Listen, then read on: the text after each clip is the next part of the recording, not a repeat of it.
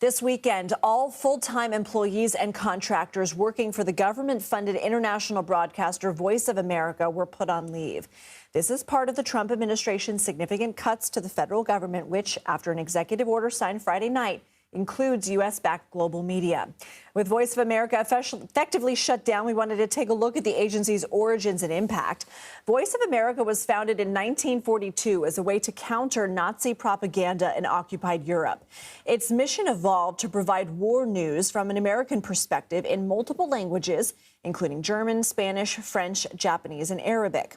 Throughout the Cold War, for example, Voice of America's mission changed to function as a weapon against communism. The agency continued adding new languages and technology to expand its reach to even more countries, including behind the Iron Curtain.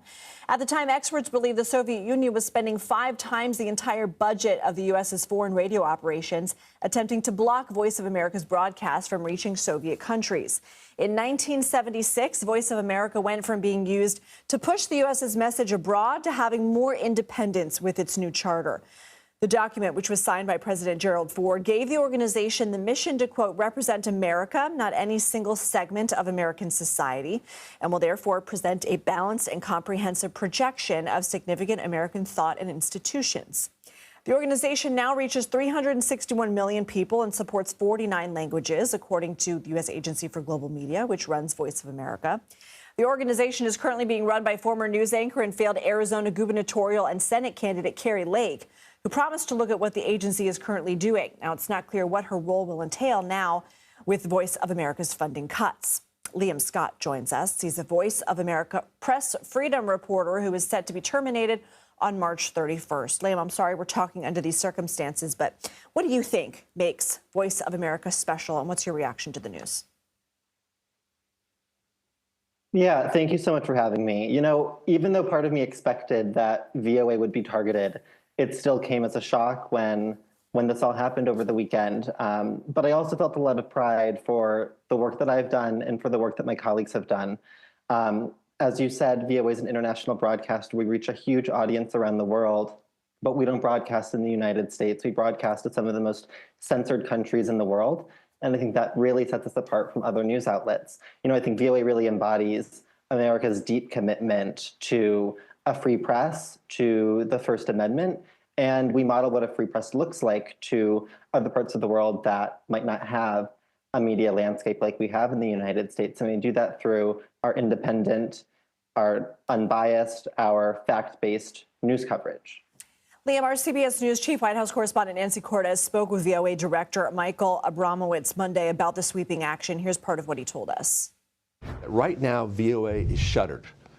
And if it's off the air for weeks and weeks and weeks, I really fail to see how it will be reconstituted, and it could be a major, really self-inflicted blow to the national security interests of the United States. Why is that? Because it's an incredibly important tool for reaching, for basically combating Chinese, Russian, Iranian, disinformation, for telling the truth to people living under tyranny. If America pulls off the playing field and cedes it to our adversaries, then they're going to be telling the narratives that people around the world are going to be hearing, and that can't be good for America. They're going to be hearing an anti-American message. They're going to be hearing an anti-American narrative, and we need to fight that. Liam, you've warned U.S. adversaries like Russia and China are celebrating this. Why? You're right. I mean, it's really noteworthy that Russian state media, Chinese state media are celebrating what's been happening to VOA and our sister outlets. And I think that they're celebrating because VOA, Radio Free Europe, Radio Free Asia are really good at what we do. We're really good at delivering fact-based, unbiased news to populations that otherwise don't really have access to it. And that could pose a threat. I mean, it's perceived as a threat in Beijing, in Moscow. And, I think there is a concern that if, VOA, Radio Free Europe, Radio Free Asia are no longer able to operate like we have been, that will create a void for Russian disinformation, for Chinese disinformation. And I think just the last thing to add there, our sister and all of our entities, we have 10 journalists who are still jailed around the world. And they're jailed because they're doing their job, they're doing journalism. And that shows that the work that we do is so important. You are a press freedom reporter. Do you have concerns about freedom of the press after this move?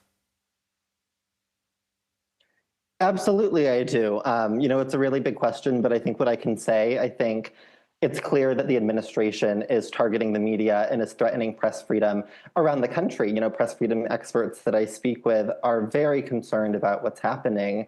And I think it's important to contextualize what's happening to VOA and our sister entities within that broader landscape of press freedom being under heightened threat in the United States. But, journalists are so resilient, and I, for one, plan to continue reporting. Liam Scott, we need journalists like you. Thank you.